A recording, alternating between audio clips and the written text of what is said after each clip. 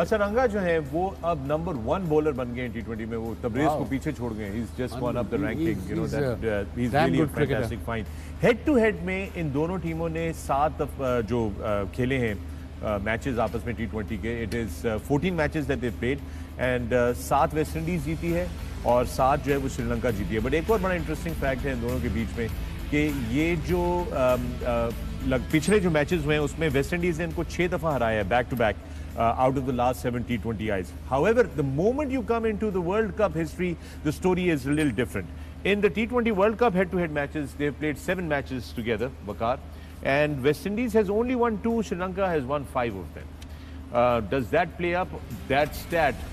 What does that say? कि ये क्या करते हैं आपके सामने head-to-head in World T20 World Cups?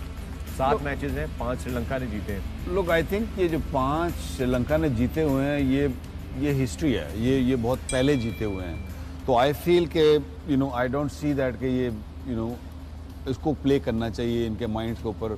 But अगर मैंने दोनों टीमों को देखूं तो आई फील कि Sri Lanka has got a better chance, क्योंकि जो वेस्ट इंडीज़ अभी तक जो खेली है, ऑल्दो श्रीलंका ज़्यादा मैच हारी हुई है, लेकिन जिस तरीके से वेस्ट इंडीज़ खेल रही है, आई फील कि वेस्ट इंडीज़ का चांस मुझे तो नहीं लग रहा, क्योंकि उनके बड़ी बेदिली से खेल रहे हैं और बड़े बुरी तरीके से जो अपने मैचेस है वो हारे हैं।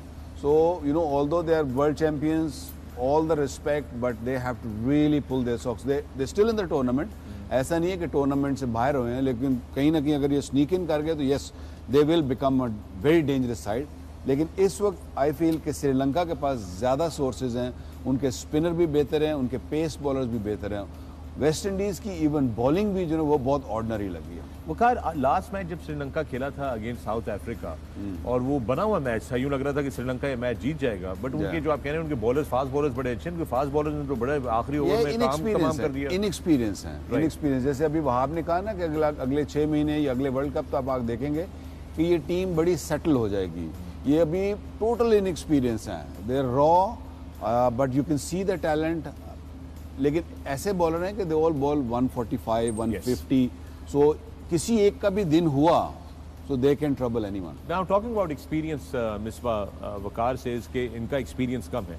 उसके बरक्स वेस्ट इंडीज़ का तो बहुत सारे एक्सपीरियंस लोग हैं जो पूरी दुनिया की लीग्स खेलते हैं, T20 पे बड़ा उबूर हासिल है, मगर फिर भी उनकी परफॉर्मेंस इस तरह की है, डिफेंडिंग चैंपियंस भी हैं। आई थिंक ओवरऑल जब से वो इस टूर्नामेंट में आए हैं तो वो क्लिक नहीं कर पाए, स्पेशली उनकी जो बैटिंग है, जो उन्होंने सोचा था पिछली 1-2 सीरीज़ से कम्बिनेशन बनाया था कि इस तरीके से हमारी बैटिंग चलेगी, वो बिल्कुल क्लिक नहीं कर पाया और उनको थोड़ा कंडीशंस की भी समझ नहीं आई और कॉन्फिडेंस लेवल नीचे से नीचे होता जा रहा है। सिर्फ इवन लुइस एक ऐसे बैट्समैन हैं जो इस टाइम, और निकोलस पूरन जो लग रहा है कि फ्रीली खेल रहे हैं, जो कि बहुत ज़बरदस्त टाइम कर रहे हैं बॉल को, और they came with some sort of confidence, उनकी कंट्रीब्यूशंस अच्छी हैं। लग रहा है कि ये मैच बैटिंग में स्पेशली इनको जिता सकते हैं। बाकी उनके जो बिग गाइज जिनको आप कहें कि गेल, पोलार्ड और उसके बाद Andre Russell, they are not performing. No, I understand they're not performing. Don't you think Gale at international level is struggling a bit from last year? He is struggling. पिछली 2 सीरीज़ों से struggle कर रहा है, even Australia के against struggle किया है, even उसके बाद साउथ अफ्रीका के अगेंस्ट स्ट्रगल किया है, इवन पाकिस्तान के अगेंस्ट भी स्ट्रगल कर रहा है। आपकी स्क्रीन पे आ रहा है ये वेस्ट इंडीज़ की बैटिंग के स्टैट्स हैं इस वर्ल्ड कप में। लुइस जो हैं उन्होंने 3 मैचेस में सबसे ज़्यादा रन करने वाले, सबसे हाईएस्ट एवरेज है उनकी, स्ट्राइक रेट भी उनका सबसे ऊपर है। बाकी तो it's very disappointing that look at the strike rate, looks really good down there. ये सिमंस तो कमाल ही कर दी, उसकी एवरेज भी और स्ट्राइक रेट तो छा ही गया बिल्कुल। You know I mean that tells the whole story कि भाई ये टीम किस उससे गुजर रही है। और आप देखें 100 से नीचे स्ट्राइक रेट है, सिर्फ 2 किसी का 100 स्कोर भी नहीं है 3 मैचों में, स्कोर भी नहीं मिला के। है बिल्कुल, मतलब कोई भी ऐसा लिंक नहीं है उनका कि कैसे इसको लेके चलना है। एक्चुअली अब ये जब स्टैट इकट्ठा रखे हैं तो ये तो और भी ज्यादा डिप्रेसिंग सूरत हाल नजर आ रही है। इनको बैटिंग ऑर्डर ठीक करना पड़ेगा मिसबा। आई फील दैट कि इनके जो बैटिंग ऑर्डर, जो इनके बेहतर खेलने वाले हैं या फॉर्म में बैट्समैन हैं, उनको ऊपर नहीं भेजा जा रहा, उनको नीचे बचाई जा रहा है। लाइक पुरान, आई मीन पुरान is one of batsman. Even Russell ठीक है, बुरा खेला, इतना अच्छा नहीं खेला, लेकिन रसल को भी कोई 4 ओवर तो दो ना। वो बिल्कुल ही उसकी भी बैड लक हो गई है, एक बार रन आउट हो गया। रसल की बॉलिंग भी 3 डिलीवरियां करता है वो, 3, एक यहाँ यॉर्कर, एक यहाँ बाउंसर और एक ऑफ ब्रेक करता है, दैट्स ऑल। लेंथ बॉल तो बड़ी कम करता है वो। He believes in taking wickets, तो वो उनका ये है कि ये हमारा स्ट्राइकर है, ठीक है, थोड़े 10 run extra If I was West Indies, I mean, instead of Ravi Rampal, okay, he bowled well in CPL, that's why he got picked up. I'll definitely play O'Shane Thomas, who's wayward, but he is sharp. Bowling stats भी लगा दें West Indies के, depression तो हो गई थी आपकी batting, ये बॉलिंग है उनकी देख लें जरा। बॉलिंग में भी other than Hosein who is really bowled well, I think 12 over किए उन्होंने 4 विकेट लिए और अच्छे इकोनॉमी रेट के साथ बॉल कर रहे हैं। देखिए अगर इनका आप बॉलिंग का देखें इकोनॉमी देखें बॉलर्स की, तो देखें it's not bad at all. 6.277 total छोटे डिफेंड किए और एक मैच में। लेकिन वसीम भाई they should have played shepherd, एक लड़का जिसका मैंने आपको बताया था सीपीएल में, ही बॉल्स 140 प्लस, या वो बहुत अच्छा था। फिर एक इनका ऑडियंस स्मिथ था, he is a proper hitter like Russell, आप उसको देखेंगे, plus he bowls at 140। That's what I am saying कि जो इन्होंने रवि रामपाल को इन्होंने ज़रूर पिक किया जिस तरह बात करें, बट आई थिंक उसने परफॉर्म अच्छा किया, but they should have known कि यहाँ पे मीडियम पेसर्स का काम नहीं है। उसको they should have looked it like that. और प्लस थॉमसन के अलावा और वेस्ट इंडीज में कौन है फास्ट बॉलर उधर कमिंग और एनी? दो ये मैंने देखे हैं जिनका मैंने आपको बताया, ये अच्छे हैं। मकॉय जो है उनका वो अभी अनफिट रहा है ज़्यादा। उसके अलावा मेरे साथ जोसेफ है, ज़ारी Joseph, he is quick, he is good. वो राइट आर्म जो है कॉटरल को थोड़ा सा स्ट्रगल करते हुए नजर आए हैं अभी, लेकिन वो टीम के साथ हैं अभी भी रिजर्व्स में। बट आई थिंक जो फॉर्मेशन जिस तरह वकार भाई कह रहे हैं ना कि उनकी फॉर्मेशन का बहुत इशू है, plus they are very moody कि जिस तरीके से वो खेलते हैं। So you know that is. और हमने एडिशनल प्रेशर ये देखा है रिसेंटली कि वेस्ट इंडीज़ के सामने आप स्पिनर्स लगा दें, सो दे हैव नो आइडिया कि हमने क्या खेलना और कैसे खेलना है मिडिल ओवर्स में। सॉरी वसीम, जेसन होल्डर को ये लेकर आए हैं बिल्कुल इंडियन, पहले 2 मैचेस में उसको खिलाया नहीं आया। He looks superb, I mean the little opportunity he got. He's a good cricketer, he's an all-rounder obviously. Jason Holder, इनका कैप्टन भी है वाइट बॉल में if I'm not mistaken. Holder हाँ जी वाइट बॉल में था, रेड बॉल में है, red ball में भी था। नहीं है, he is not the captain, captaincy से उतर गया।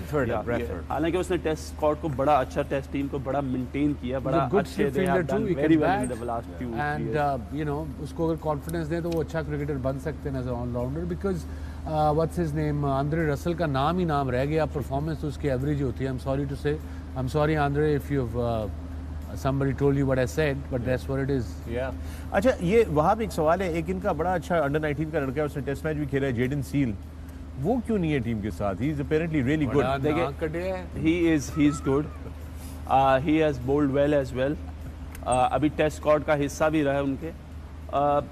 He is a good bowler. I think उसको थोड़ा सा टाइम लगेगा। He was struggling a bit T20 format में एडजस्ट करने में, बट ऐसा नहीं है कि उनके पास बॉलर्स अच्छे नहीं है। जैसा मैंने आपको बताया है, एक शेफर्ड है, ये जिसका आपने नाम लिया वो है, उसके अलावा इनके पास ज़ारी जोसेफ है, मैकॉय अच्छी बॉलिंग करते हैं, उसके बाद ऑडियंस स्मिथ आप देखेंगे प्रॉपर ऑलराउंडर जो आपको फर्दर नज़र आएगा फ्यूचर में। So they have resources. I don't know उन्होंने किस तरीके से ये किया है। ब्रैथविक भी अब जाके 2-3 सालों के बाद he had some form, he had a good CPL as well. उसके अलावा 100 भी वो अच्छा खेला। If you want to go on to allrounders you should have seen कि ऑल ओवर द वर्ल्ड कौन खेल रहा है, ताकि उसका एक्सपीरियंस लेके आप आ सकते थे। I think the formation has to be very good, they have to be on one like. Waqar, my question to you, sorry miss just come to you, Waqar my question to you, Wahab ने एक चीज point out की ये Moody बहुत है West Indies के players. But you've been the coach, bowling coach and the coach for the national team as well. What does that mean in terms of sports? This is sports. It's professional sports. लोग आपको you're getting paid to represent your country, the honor of representing your country. Where does mood and attitude come into the equation? I mean, they were cool, Vicky, in the 70s, 80s. They were cool. Even in the 90s. They were cool. They were brilliant. But not anymore. ये तो आपको मतलब they were big fighters. Right. Field के ऊपर आप inch नहीं देते थे आपको ये लोग। लेकिन अब रिसेंटली जब से ये T20 क्रिकेट आई है, ये जो बीमारी है ये उस वक्त आई है। They become too big. फिर बाद में फिर IPL को ले आऊँगा। IPL, money, big stars, super stars, and then what happens is कि आपकी टीम बिगड़ जाती है, आपकी जो नेशनल टीम है वो बिगड़ना चाहिए। आप देखेंगे ना ऑस्ट्रेलिया हो गई या इंग्लैंड तो आने नहीं देते प्लेयरों को, एक वो IPL में जाते हैं और वो भी रिस्ट्रिक्टेड भेजते हैं कि इतने टाइम के लिए आप जा सकते हैं। इवन ऑस्ट्रेलियंस भी वो थोड़े टाइम के लिए बोलेंगे, आपको परमिशन देंगे, आपको they will allow you to make money but not at the expense of their own country. that's the key, not at the expense of your own country. ये मिसबा ये बात दुरुस्त है कि वो यूनिवर्स बॉस और चैंपियन वो सारा वो वाला माहौल बन गया सारे के सारे इनके लिए। सबसे जो इम्पोर्टेंट चीज़ है जो कि मेरे ख्याल में टीम्स का जो कल्चर है उसमें हर इंडिविजुअल को समझनी चाहिए, चाहे वो सीनियर प्लेयर है, जितना मर्जी बड़ा परफॉर्मर है। If you start thinking you are bigger than the team, then आपकी टीम की परफॉर्मेंस जो है वो बड़ी अजीब के मैं थोड़ा टाइम ले लूँ, आपका टीम का गेम प्लान कुछ और है। अगर तो टीम का वो गेम प्लान है कि आपने एक सर्टन वे में खेलना है देन फाइन, बट अगर टीम का प्लान कुछ और है और आप कुछ और खेल रहे हैं तो then you definitely as a team you can suffer. तो मुझे लग रहा है यही चल रहा है, थोड़ा सा टाइम ले लेते, सारे कवर कर लेंगे, अपनी एबिलिटी पे बहुत ज़्यादा उनको कॉन्फिडेंस है, बट दैट्स नॉट हैपनिंग। और दूसरा जिनकी बॉलिंग का इशू है, कोई भी उसमें ऐसा उन्होंने इस तरीके से नहीं रोल डिफ़ाइन किए हुए जैसे सारी दुनिया की टीमें, बाकी शाहीन है पाकिस्तान के लिए, बुमराह है इंडिया के लिए, इंग्लैंड के लिए आदिल रशीद है, कि विकेट्स किसने लेनी है आके up front. They believe in pressure डालो, स्कोर रोक लो, कंटेन कर लो। ये T20 में नहीं चल रहा। इन विकेट्स पे आपके पास ऐसे बॉलर होने चाहिए जो आके आपको पता हो कि ऊपर से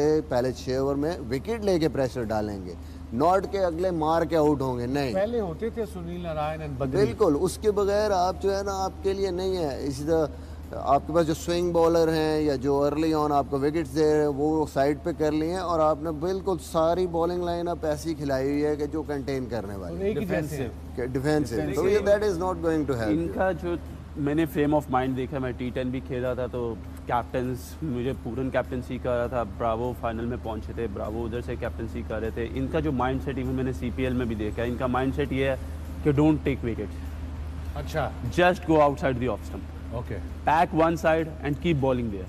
अब उसमें क्या होता है कि जब आप आउट करने नहीं जाते, T20 इज़ अ गेम जिधर आपको आउट करने हैं, अगर आप आउट करने नहीं जाते और आपको स्कोर हो जाता है तो फिर आपके लिए मुश्किल हो जाती है।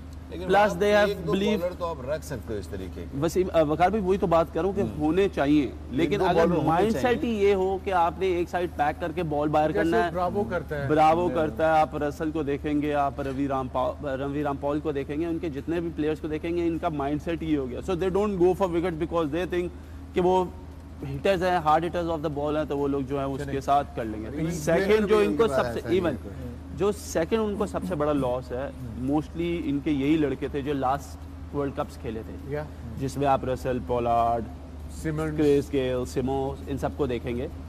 Darren Sammy was the biggest difference. Darren Sammy, उसकी वजह यह है कि डैरन जो है वो थ्रू आउट इनको मोटिवेट करता है, उसे पता था कि इनसे काम कैसे लेते हैं। नो डाउट पोलार्ड ने आके बड़ा अच्छा इनको जेल बैक किया, लेकिन कहीं ना कहीं वो मोटिवेशन जो है वो मिस आउट है, वो लगता नहीं एनर्जी। उसके सैमी के होने से ये होता था कि टीम में जो थी ना वो एक एनर्जी नजर आती थी आपको उस पर।